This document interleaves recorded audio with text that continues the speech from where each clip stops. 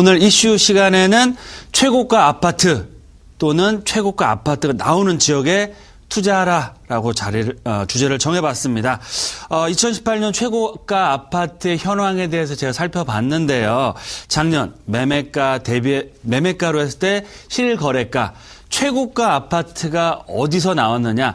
25개 구 중에서 강남구 서초구가 아니고요. 바로 용산구에서 나왔고요. 무려 10개의 아파트 중에서 무려 9개의 아파트가 용산구에 소재하고 있는 한남동에 있는 아파트, 신축 아파트로 거래가 되었습니다. 그래서 매매가 자체가 60억대에서 80억대. 그래서 일반 투자자들이 접근하시기에는 상당히 좀 고가의 아파트 단지라고 볼 수 있겠는데요.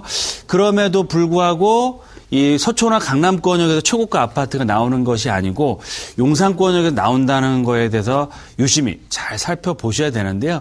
그 얘기는 뭐냐면 최고의 입지, 즉 최고의 입지와 상품 경쟁력이 굉장히 뛰어나다. 두 가지 조건을 다 갖춘 겁니다. 그래서 굉장히 뛰어난 최고의 입지와 건물의 퀄리티가 그만큼 보장이 되고 특히 이런 고가 아파트를 투자하는 그런 자산가들, 특히 부자들이 선택을 하고 있다라고 보시면 좋을 것 같은데요.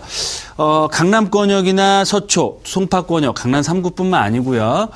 부자들이 선택하는 지역을 보시면 앞으로의 부동산 트렌드, 아니면 부동산의 방향을 알 수 있다. 그 얘기는 뭐냐면 과거에 한남동으로 물론 지금도 재벌가가 거주를 하고 있지만 이 한남동의 그런 부자들 자체의 시장 자체가 점점 더 넓어지고 있다. 용산권역에 퍼지고 있다라고 보시면 좋을 것 같고요. 2018년 최고 분양가 아파트와 작년에 아파트를 시행할 수 있는 부지도 최고가로 해서 유엔사 부지가 매각이 되었습니다. 그래서 이런 최고가가 계속해서 나오고 있다는 것은 용산구가 그만큼 부자들의 선택을 받고 있고 시장 자체가 강남권을 견제할 수 있는 또 능가할 수 있는 지역으로 바뀌고 있다라는 증거로 보시면 좋을 것 같고요. 향후에는 이 한남 뉴타운 3구역을 필두로 해서요. 올해 사업 시행인가 사업자 그리고 시공사 선정 빠르면 내년에 이주철거에 들어갈 예정인데 분양과 함께 그래서 최고가 아파트 또한 용산 역세권 개발 사업 철도 정비창 1구역도 사업을 빨리 하고 있고요.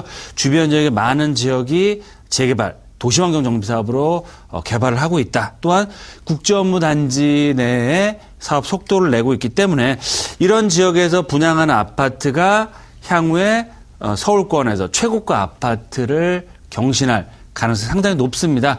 이런 굉장히 높은 최고가 아파트가 계속해서 용산에 나오고 있다는 것을 유심히 살펴보시고 왜 나올까를 보시고 투자 전략에 또 활용하시는 것도 좋은 포인트지 않을까라고 말씀을 드리겠습니다.